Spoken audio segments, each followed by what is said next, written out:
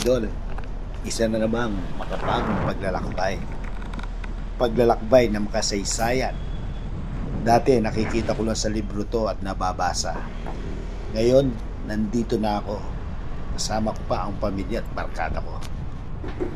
Etong van na ginamit namin ay narikila namin ng 3.5. Isang araw na yon mga idol. So marami nang mapupuntahan yun. At ang ating unang pinuntahan sa umaga nito ay ang Chocolate Hills. Siyempre, bibigyan ko muna kayo ng maikling kwento mga idol. Dati akala ko ang Chocolate Hills ay mga bundok.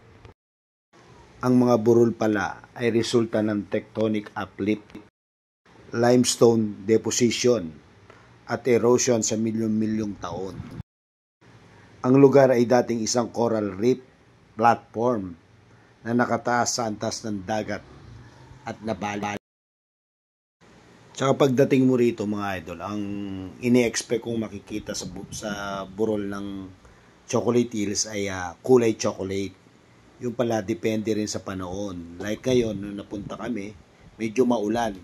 So kulay green siya dahil nga nagsitubuan yung mga damo doon sa paligid niya. Ali, ipataw. Sige muna ram. Pre, mauna na kami. Na kami. Kaya natin. Kaya natin yan. Napay namin loob mo eh.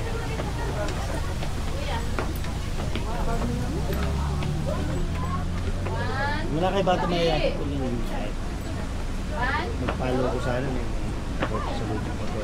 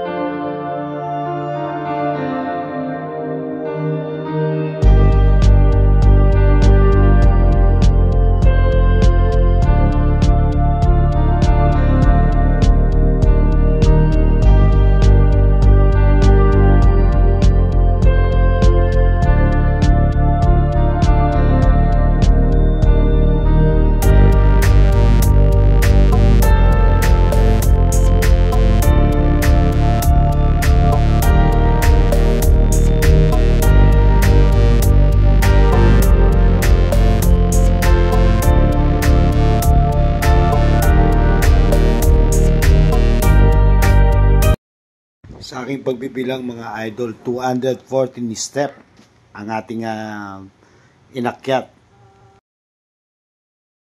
Okay. So, nakarating din mga idol dito sa Bohol.